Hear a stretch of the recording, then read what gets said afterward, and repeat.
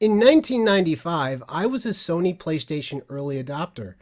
A demo disc called PlayStation Pix was included with the launch consoles, and it included demos and videos of some classic early PlayStation titles, such as Wipeout, Destruction Derby, Twisted Metal, and Jumping Flash.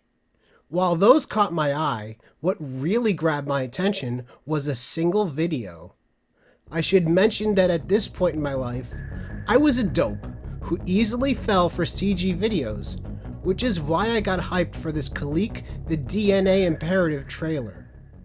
Not only did it not include gameplay, it didn't even hint at what type of game it might be, which made little difference to me.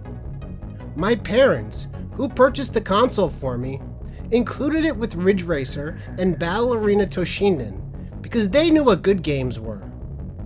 A month later, when I purchased my first PlayStation game, all on my lonesome, I chose Kileak.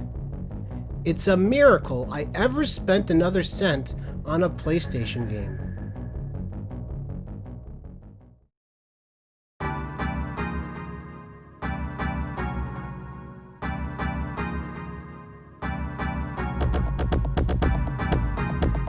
Kileak the DNA Imperative makes perhaps the worst first impression of all time. You start in a small, closed, dark room, basically a closet. You take one step forward and cut to CG to spout some technical jargon and an objective. Get an armor wrong. Back to the game, you take two steps forward to the only wall that looks unique and boom! Cut to another CG movie where you restore power. We've taken 3 steps and triggered 2 useless CG movies. But now we can see this spooky Kileak on the wall. Ooh! You can now proceed through the door and down the corridor for about 10 steps. And then, yeah, you guessed it, cut to CG. Carlos has a warning. This is Carlos. Enemies are everywhere and terrifying. The only thing the game has going for it right now is a fairly decent sense of dread. You can feel some trepidation in progressing through the darkened halls. You continue a few more steps and hear a warning alarm. The tension escalates. Enemies are nearby. Prepare yourself for these terrifying monsters. Oh God. Drones. What terror. And just listen to the music that's been going on in the background of all of this.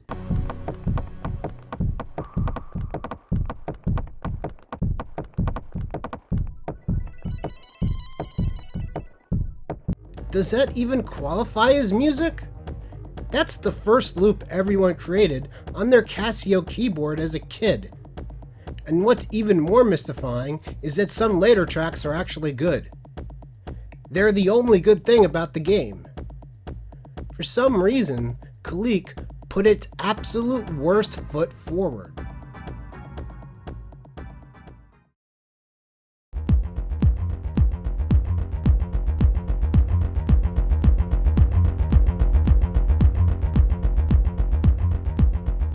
As you can probably tell, Kileak the DNA Imperative is a first-person shooter, and when you think of first-person shooters, you think of Doom. Kileak is the antithesis of Doom. Doom has open, sprawling, varied environments with smartly located enemies, quick movement, and fast shoot-and-strafe combat. Kileak features skinny metal corridors attaching small, boxy metal rooms. If you think I am exaggerating at all, take a look at this level map. Or this one. Or this one. Every one of these 10 levels are laid out this way. You have the ability to strafe, but most enemies you encounter are in hallways that are too thin to avoid anything with strafing. Well, the enemies that shoot you anyway, because a good amount of them just hover around until you kill them. Enemies are placed so predictably that you'll figure out when they're coming before the end of the first level. There's little choice but to tank through and fire as fast as possible and hope you collect enough health pickups to suffice. You start with a whale's gun and can collect additional weapons scattered throughout the levels. Some guns have their own ammo, others use your suit energy. Your suit energy is its own issue. It slowly drains on its own, and if it reaches 0, you're dead. It's just another annoying thing to worry about. I really can't stress this enough. Every single wall, in every single level, looks absurdly similar. I haven't edited this video at the time of recording this, but I can only imagine that what you have seen so far is hypnotically tedious. Most of the time the rooms you enter will have one other door to exit. When the game decides to really spice things up, there might be 2 or even 3 doors. Luckily for our heart health, this is rare. There are simple objectives in each level which require a lot of backtracking, so the developers were generous enough to make movement as slow and laborious as possible. You leisurely waltz forward and turn even slower. There are different color keycards and ID cards, and no indication which is used where, which is just great in levels with multiples of each.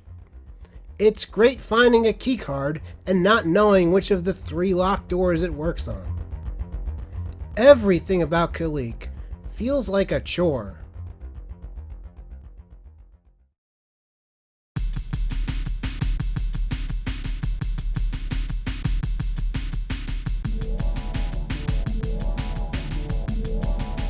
This is the type of game that headlined failed consoles, like the 3DO and CDI. Mind-crushingly boring gameplay, and art design that seems to want to rely entirely on the novelty of the system's 3D graphics, attached to a vague, trope-filled story rendered more and more opaque by its clearly bad translation. It made me question whether PlayStation would share the same fate. But I guess every system launch, especially back then, is going to include some real shit, and Kileak was a prime example. Luckily, numerous quality titles would soon release, and my next purchase would be an infinitely better game.